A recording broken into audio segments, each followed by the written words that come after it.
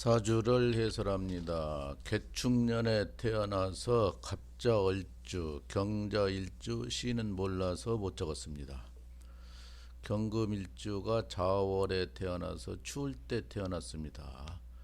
그래서 이 사람은 곤명 여자분이신데 목이 하나, 하가 이제 안 보여요. 근데 시를 두 자를 안 적었으니까 시에 있는 건 모르는데 일단 여섯 자만 봐서는 남자가 없는 사주고 화가 남자인데, 그래서 목이 하나고 화가 없고 토가 하나 금이 하나, 수가 네 개, 수가 세 개. 그래서 이 사주는 이제 쇳덩어리로 태어나서 추운 달에 추운 날에 태어났습니다. 이런 사람들이 추위를 타는 사람이 많고, 첫 인상이 좀 냉정하니 보여서 첫 사람은 접근하기가 좀 어렵고 사귀어 보면 좋다 이렇게 보이는 거예요. 좀 냉정한 기질이 좀 있다 이렇게 봐집니다.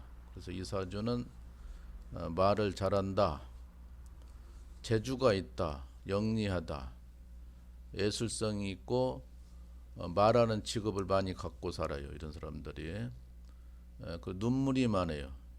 잘 삐집니다. 삐순이라고 그래요. 똑같은 얘기를 옆에 사람하고 같이 들어도 이 사람은 삐지는 거예요. 너무나 성격이 섬세해서 서운하게 들리는 거죠. 그래서 이런 사람은 칭찬에 약해. 칭찬만 하면 너무나 좋아하고 조금만 서운해도 많이 서운해서 삐순이다 그래요. 그래서 높낮이가 너무 심하다 이렇게 되고, 상관이 지나치게 많은 거는 상자가 다칠상이라고도 하고 해칠상이라고 합니다. 한문으로 남편이 다친다는 거예요. 남편이 다치니까 부부 해로를 못한다는 얘기가 나오고, 아차하면 남편이 하늘로 가는 수도 있는 거예요. 그래서 이제 오래 살면은 남편이 먼저 가기가 쉽다. 그래서 옛날 말로는 남편 잡아먹는 사주라고 하는 거예요. 근데 그것도 이제 운이 좋게 평생 살아가는 운이 좋게 운이 흘러가면 그래도 괜찮을 수가 있고, 또 남편 사주가 좋다 여러 가지로 운도 좋고 그러면 또 그것도 묻혀갈 수가 있는데, 일단 사주로 해설한다면 그렇게 할 수가 있는 거예요. 그래서 배우자 문제가 있다. 성이 강하다. 성이 강합니다. 솔직하니까 성생활할 때도 소음을 많이 해서 남자들이 상당히 좋아하는 거예요. 성관계할 때 남자들은 소음을 많이 내면은 거기에 상당히 흥분이 돼서 좋아하는 건데, 그래서 남자하고 관계하면 남자가 쉽게 안 떨어진다. 성도 강해서 꼭 남자가 필요하는 사주입니다. 이 사주는. 그러나 남자 배우자 문제가 안 좋아서 끝까지 가는 데는 상당히 애로사항이 있다고 합니다. 물이 많아요. 여섯 자 중에서는 물이 다섯 자나 되니까 많다는 거예요. 이제 시도 몰라요. 시는 반드시 이 사람은 낮에 태어나야 좋다고 하는 수가 있어요. 그리고 이제 물 조심해야 될 사주인데, 물 때문에 인해서 생명이 위험할 때도 있고 손해수가 나는 수도 있으니까 항상 물을 조심해야 되겠다.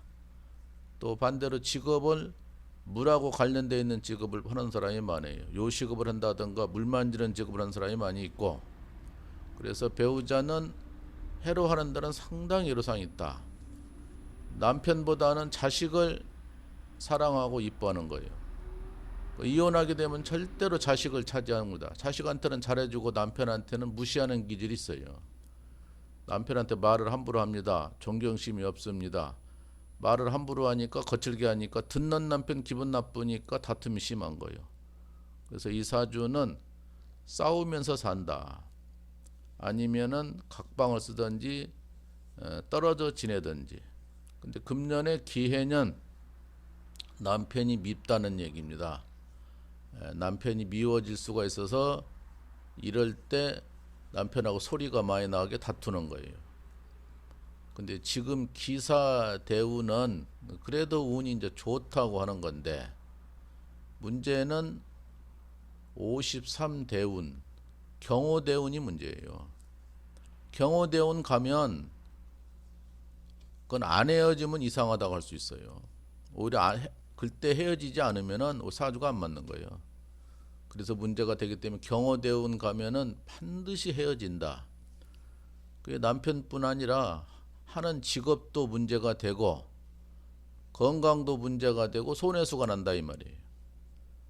당장 내년부터 흐름이 또 나쁩니다. 올해부터 나쁘지만 더 내년엔 더 나빠요. 그래서 부부 갈등이 많이 있는 사주로 가지고 태어났고 그렇게 살고 있다. 그래서 첫 번째 만나는 배우자는 해로하기는 어렵다. 또 해자축 금년부터 삼재로 시작되니까 이거 삼재는 전형적으로 무당들이 겁주고 써먹는 건데 철학원에서는 그걸 심하게 다루진 않아요. 그러나 운이 나쁠 때는 가중이 된다. 그리고 또 이 사람은 남편이 여섯자 중에는 없는 사주인데 그냥 살다 보면 이제 없어질 수도 있고 또한 공망이라는 것이 있는데 남편이 공망이 됐네요. 그러면 남편하고는 해를 못하고 남편하고 사이가 안 좋다. 트러블이 생기고 남편이 무능해서 마음에 안 들다 이렇게 되는 거예요. 이 사람은 상당히 영리하고 총명하고 똑똑해서 손재주 됐어서 어지간한 남자를 만나야지 남자가 조금 무식하고 지식이 많지 없으면 무시합니다. 상당히 자기가 똑똑하니까 자기보다는 더 나은 남자가 돼야 돼요. 자기보다는 더 모자른 남자들은 무시해버려요. 그래서 상당히 이런 사람들이 연예인이 많아요. 연기력이 뛰어나요. 눈물이 많으니까 연기를 잘하는 거예요. 예술가, 음악, 미술하는 사람도 많고 또 남을 갈치는 사람도 많아요. 그래서 어쨌거나 저쨌거나 부부 문제는 많이 불거지는 그런 사주다 이렇게 이해하시면 되고 어쨌든 지금이 안 헤어지더라도 50대 가면 반드시 깨진다. 그러나 운은 그래도 대체로 가니까 먹고 사는 것은 할만하다 이렇게 평가할 수가 있어요. 그래서 내년에는 건강도 문제, 친구 동료들하고도 문제, 남편이 더욱더 미워집니다. 여기까지만 합니다.